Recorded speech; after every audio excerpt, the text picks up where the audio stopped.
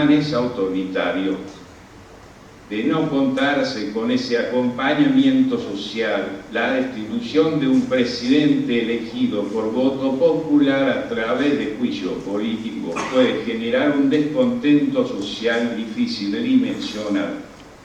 El elemento de la subjetividad social no es tenido en cuenta por la mayoría de los y las constitucionalistas que suelen habitar el campo de naturaleza normativa de la democracia, es decir, en el deber ser del ideal democrático. Pero este delito de haber hecho esto saltándose todas las normas del propio gobierno.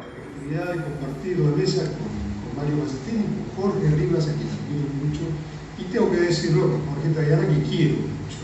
Es decir,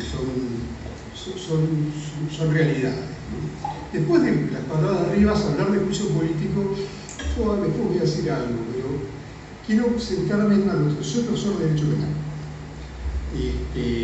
Y mi ambicio es este. Entonces me voy a referir a ciertos aspectos del derecho penal y algunos que no han sido conocidos o que no han sido difundidos de esta cuestión de la criptomoneda, etc. Bueno, en primer lugar, yo voy a hablar de qué es una estafa, después voy a hablar de otros delitos, y de algunos que no son. Recuerden esto, yo fui fiscal, 11 años. Cuando yo veía una denuncia donde sobre una conducta ponía 40 delitos distintos, sabía que me estaban perseguiendo. Hay que ser más concreto y con uno o dos alcanza. Entonces, ¿qué es una estafa? Una estafa es un conjunto de delitos que no los tenemos y no se respetó. Hay la conclusión, ¿no? Esto es fácil. Yo no voy a decir el viejo dicho, pero vamos a decirlo fácil. Es mucho más sencillo enunciar un principio que respetarlo. Cuesta menos plata, cuesta menos esfuerzo, pero enunciamos principios y no respetamos. Recién cuando hablaba Jorge, yo pensé en dos frases. Una del Bert, ¿no? Esa famosa frase de Bert que dice: para que el mal triunfe, lo único que hace falta es que lo bueno no haga nada. Y la otra, que es una que ayer lo hablábamos con mujer de Bernard Shaw. Bernard Shaw, hablando de Estados Unidos, dijo que ese temor que tienen por la dictadura los lleva a la dictadura del patrón, a la dictadura del financista, a la dictadura del empleador, que puede hacer lo que quiere sin que nadie lo controle. Hay que tener mucho cuidado con esas cosas. Bien, vamos un minuto al juicio político. Yo traje, por curiosidad, soy historiador, así que traje dos ejemplos de juicio político, uno muy divertido y el otro para mí bastante raro. El muy divertido es el de Federico Martínez Dios, que fue gobernador de la provincia de Buenos Aires en 1935 y fue destituido por un Senado y una Cámara de Diputados que era unánimemente del Partido Demócrata Nacional. Y les leo algunos de los cargos, porque son geniales los cargos. Infidelidad para con la Constitución Provincial por el recuerdo de la memoria de José Félix Uriburu y del golpe de septiembre de 1930, a la que le asignaron carácter subversivo. Si más hipócritas no lo van a conseguir. Bueno, el tema es que Martínez Dios llegó sin tener ningún poder político. No era Santa Marina, no era Moreno, no era ninguno de los grandes dirigentes conservadores de la provincia, era amigo de Uriburu. Y por Uriburu llegó a la gobernación. Segundo, son muchos más, eran como 8. Había algunos que sí tenían cierto asidero, pero haberse desligado del Partido Demócrata Nacional en su gobierno. Me gustaría saber si alguien puede ser un político hoy por eso. Rechazo de la solidaridad con el Partido Demócrata Nacional y repudio de los dirigentes del Partido Demócrata Nacional. Esto tiene que ver con que echó a Moreno, que era su ministro de gobierno. Y en la Cámara de Diputados, ahí se metió la prueba y la Cámara de Senadores lo echó. El pobre Martínez Dios se murió poco después, se murió a los meses de rechazo. Y el segundo caso son los cargos contra Aníbal Ibarra, en el año 2005. Y ahí son más, la verdad, los cargos de Aníbal Ibarra tienen más consistencia, pero los dos tienen algo en común. No tenían un anclaje político, fuerza política, porque eso lo acaba de decir Jorge Rivas con absoluta claridad. O sea, la pregunta a veces no sé si corresponde, sino si es viable. Pero entonces, lo que hay que hacer es en la cita, en algunos por ahí no les gusta, lo que hay que hacer es lo que decía Balbín. Balbín decía que los malos gobiernos se hablan con buenas intenciones. Ahí tenemos que votar bien. Si no nos queda más remedio. Estamos atrapados en eso, ¿no? Y por esto se termina. En África se están dando unos procesos más complejos, con mucho más enfrentamientos militares, con guerra, con golpes tradicionales militares después de las transiciones democráticas. En Asia es aún más completo, hay regímenes muy sólidos, muy firmes, pero con claros componentes autoritarios. Pero quiero volver acá, quiero volver al tema de la deriva autoritaria en las democracias occidentales. Porque creo que eso, como señaló Jorge, tiene que ver con no diríamos un fracaso, pero sí con una incapacidad de las democracias, de las transiciones de las democráticas, sobre todo en el caso de América Latina. También hubo transiciones, acordémonos, en Europa, sobre todo en el este de Europa, pero el resultado ha sido distinto, porque estaba ahí la Unión Europea, tuvieron más apoyo, más contención. Lo cierto es que hay una insatisfacción con la democracia. Y Alfonsín dijo una cosa, que fue una frase extraordinaria: con la democracia se come, se cura y se educa. Y el riesgo permanente es la idea del caos, ¿no? Eso yo se lo escuché a Brzezinski en Beijing, en una conferencia de seguridad donde él quería explicar por qué Estados Unidos tenía que tener un rol en el este de Asia. Y él lo explicaba porque decía que el mundo, que ellos eran muy buenos los norteamericanos en arreglar lo que estaban peleando. Y usaba el ejemplo de Alemania y Francia, 100 años peleándose, y nosotros logramos que sean hoy y que construyan la base de la Unión Europea.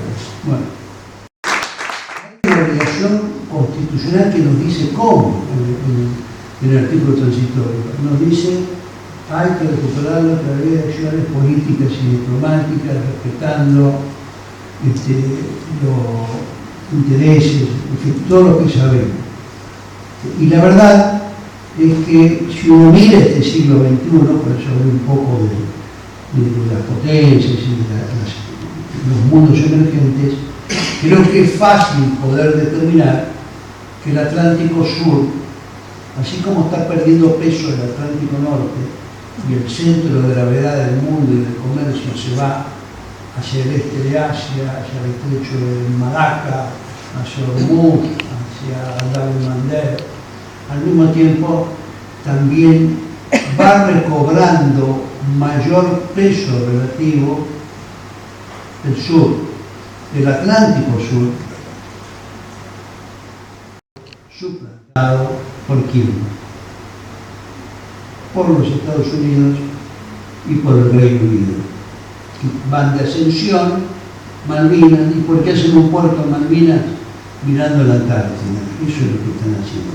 Entonces, creo que el evidente abandono de la política de soberanía y las expresiones, es decir, la canciller llegó a decir en su momento que el ministro de Relaciones Exteriores estaba paseando por su país cuando estaba en las Malvinas, el país de él.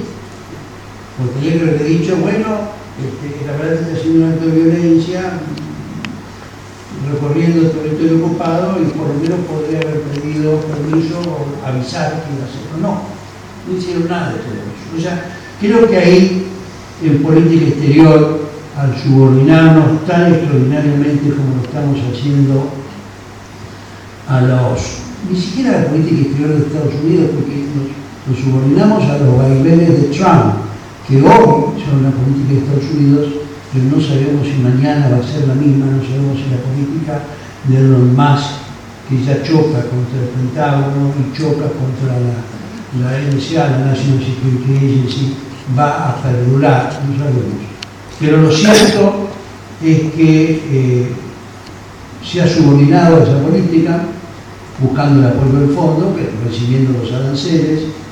Se ha subordinado también a un apoyo sin razón ni piedad a la masacre que Israel está realizando en los territorios palestinos de Gaza y de Cisjordania, lo cual es una reacción desproporcionada y busca una expulsión masiva de la población, cual sería una cosa parecida al genocidio armenio de 1915, ¿no? Bueno, pero creo que específicamente en política interior sí habría elementos para trabajar un juicio político. Hoy el bloque de peronistas presentó un pedido de iniciar las actividades de un juicio político hacia la comisión de juicio político. La comisión de juicio político no tiene presidenta, tiene un lío con la presidenta y fue rechazado en votación en el Pleno que eso siguiera. Ahora tenemos un último problema, y con eso termino, que es lo del Fondo Monetario. Porque la ley sobre el fondo indica muy claramente que tiene que haber una ley específica del Congreso para aprobar el acuerdo con el fondo.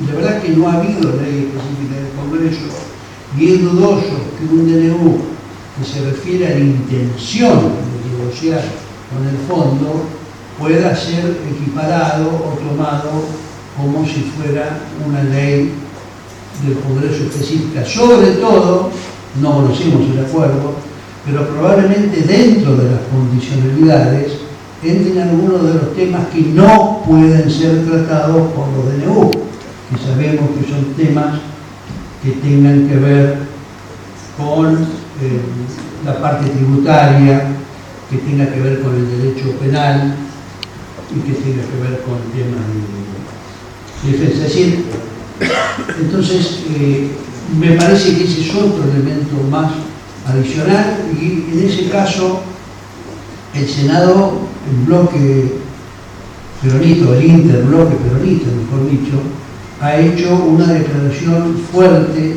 decretando la ilegalidad y nulidad de esa decisión, de ese DNU, lo que plantea problemas de legitimidad y de legalidad de lo que se haga en el futuro serio. Y siempre se discutió la posibilidad de si se había violado las normas, si era ilegal, cómo estaba. Pero creo que nunca, como esto que está sucediendo ahora, va a tener tan claro argumentos a favor de que una cosa es la continuidad jurídica del Estado y otra cosa es la violación abierta y manifiesta de la ley. Por eso, por último, lo que quiero decir es que apoyo que se presente y que se debata sobre el juicio político. Es obvio que no tenemos ni tendremos los números por un tiempo, pero esos números hay que construirlos, porque lo que hay que construir es una mayoría a favor del interés nacional y del bienestar del pueblo argentino. Y creo que lo primero que hay que levantar es cierta esperanza. Yo cuento una experiencia personal. Yo 3 veces dije en mi vida no puedo estar peor. Una vez, a la segunda vez estuve peor y dije, bueno, ahora no puedo estar peor. Y cuando me pasó la tercera vez dije, siempre se puede estar peor. A partir de ahí soy duramente optimista, porque si siempre se puede estar peor, quiere decir que siempre estamos en condiciones de mejorar. Y el otro día, ese 24 de marzo, en esa plaza tan colmada, como pocas veces, vi parte de esa esperanza. La vi en la cara de la gente, de los chicos, de los grandes, y quiero señalar dos hechos de esa enorme manifestación. Primero, el carácter intergeneracional. Había gente muy mayor, con bastones, con limitaciones, con silla de ruedas. Había una señora de 90 años que estaba hecha una fiera, era bravísima. Y había niños en bebé que lo llevaban en el cochecito, demostrando que era una fiesta familiar, que si no había policía ni provocación, la paz de la manifestación estaba garantizada, nada se rompió. Entonces, primero el aspecto intergeneracional, y muchos jóvenes secundarios, jóvenes de universidades, muchos trabajadores jóvenes, y además el carácter policlasista de la convocatoria. Hubo de todo, desde un señor que dejó el Audi en un estacionamiento de la calle Corrientes y fue caminando, yo lo vi, un Audi bastante grande, bastante bueno, a trabajadores, a movimientos sociales, estaban juntos diversos sectores de la sociedad y en un espíritu de alegría que creo que es la primera condición de la victoria. Como decía el viejo Congreso, los pueblos tristes no triunfan nunca. Nada más.